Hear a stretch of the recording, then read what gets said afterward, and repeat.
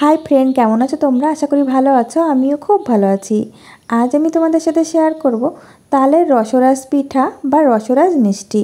এই পিঠাটি তৈরি করা ভীষণই সহজ। ঘরে থাকা সামান্য কিছু উপকরণ দিয়ে তৈরি করে নেওয়া যায় আর কম সময়ের মধ্যেও কিন্তু তৈরি হয়ে যায়। আর যাকে একবার খাওয়াবে সে তো তোমার প্রশংসা করবেই আর তোমাকে রিকোয়েস্ট করবে বারবার তৈরি করার জন্য। এতটাই টেস্টি হয় খেতে আর এইভাবে তৈরি করলে হবে একদমই নরম তুলতুলে, মুখে দিলেই মিলিয়ে যাবে। তো চলো বেশি কথা না বাড়িয়ে তোমাদের সাথে এই পিঠা বা মিষ্টির রেসিপিটা শেয়ার করে নিই। তাহলে রসরাজ মিষ্টি বা পিঠা তৈরির জন্য আমি চলে এসেছি সরাসরি চুলাতে। চুলা একটা কড়াই বসিয়ে দিয়েছি আর কড়াই আমি ভালো করে গরম করে নিয়েছি। এখন দিয়ে দিলাম 1 কাপ তালের পাল্প। আমরা যে কাপে চা খাই সেই কাপ মেপেই নিয়ে নিলাম তালের পাল্প আর ওই কাপ মেপেই নিয়ে নিলাম জল। আমি এখানে 1.5 কাপ জল ব্যবহার করেছি। এখন ভালো করে জলের সাথে তালের পাল্প মিশিয়ে নেব আর কিছুক্ষণ জাল করে নেব যাতে তালের কাঁচা গন্ধটা চলে যায়। কিছুক্ষণ জাল করে নিয়েছি, তালের কাঁচা গন্ধটা চলে গেছে। এখন দিয়ে দিচ্ছি ওই কাপ মেপেই 1 কাপ ময়দা আর দিয়ে দেবো 1/2 কাপ সুজি।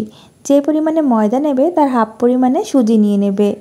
ওই কাপ মেপে নিয়ে নিলাম চিনি 1 কাপ থেকে কিছুটা কম আর সামান্য পরিমাণে লবণ দিয়ে দিলাম।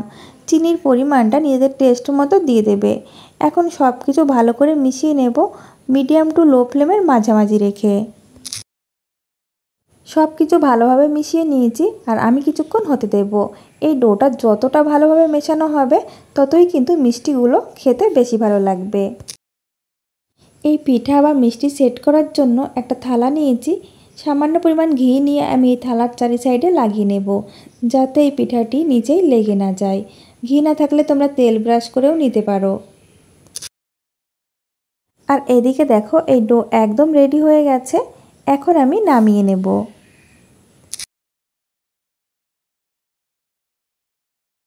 আগে থেকে যে থালাটা আমি রেডি করে রেখেছিলাম তার উপর আমি নিয়ে নেব আর এইভাবে চেপে চেপে একটা শেপ দিয়ে নেব। আমি চৌকো শেপ দিয়ে নিচ্ছি আর এটি গরম থাকতে থাকতেই শেপ দিয়ে নিতে হবে, তা না হলে কিন্তু শক্ত হয়ে যাবে। আর তোমরা তোমাদের পছন্দ মতো শেপ দিয়ে নিতে পারো। চৌকো শেপ দিয়ে আমি কিছুক্ষণ ঠান্ডা হতে দেব। আমি কিছুক্ষণ ঠান্ডা করে নিয়েছি, এখনও হালকা গরম আছে। তো আমি একটা ছুরির সাহায্যে কেটে নিচ্ছি। দেখো কত সহজভাবে নিচে থেকে উঠে যাচ্ছে। এখন চলে যাব চুলাতে।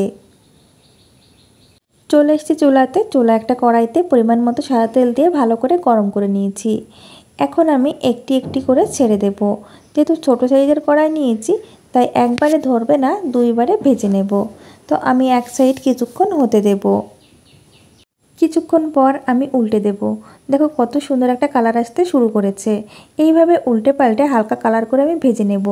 এগুলো কিন্তু খুব বেশি কড়া করে ভাজা যাবে না, তাহলে চিনি শিরার মধ্যে দিলে কিন্তু ভেতরে চিনি শিরা ঢুকবে না, তখন নরম হবে না আর খেতে একদমই ভালো লাগবে না। দু সাইড উল্টে পাল্টে হালকা সোনালি কালার করে আমি ভেজে নিয়েছি। এখন আমি তুলে নেব। একই রকমভাবে বাকিগুলো আমি ভেজে নেব।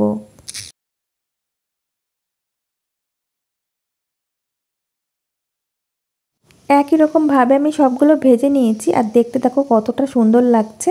তো এইভাবেও তোমরা ভেজে খেতে পারো। একঘেয়েমি তালের বড়া খেতে ভালো না লাগলে একবার এইভাবে খেয়ে দেখো, আমি বলছি খেতে ভীষণই ভালো লাগবে।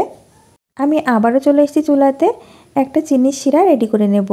একটি পাত্রে নিয়ে নিলাম 1 কাপ চিনি আর ওই কাপ মেপে নিয়ে নিচ্ছি 1 কাপ জল। ফ্লেভারের জন্য দিয়ে দিচ্ছি 2টি মুখ ফাটানো এলাচ।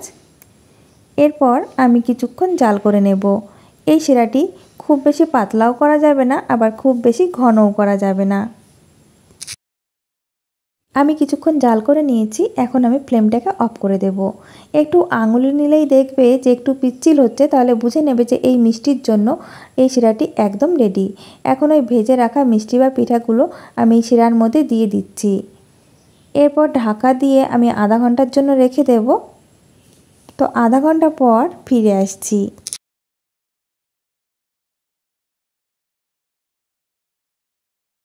আধা ঘন্টা পর ফিরে এসেছি। দেখো চিনির শিরাটা কতটা টেনে নিয়েছে এই মিষ্টিগুলো আর একদম নরম তুলতুলে হয়েছে। এখন একটা প্লেটের মধ্যে আমি সাজিয়ে নিচ্ছি।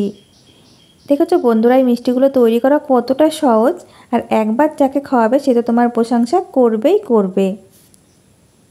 এখন আমি তোমাদের কেটে দেখাবো যে কতটা নরম আর রসালো হয়েছে। একবার খেলে বারবার খেতে ইচ্ছা করবে। বাড়ির ছোট বড় সবাই ভীষণই পছন্দ করবে। আশা করি বন্ধুদের কাছে আমার এই পিঠা বা মিষ্টি রেসিপিটা ভালো লেগেছে। ভালো লাগলে লাইক, কমেন্ট এবং শেয়ার করে দিও।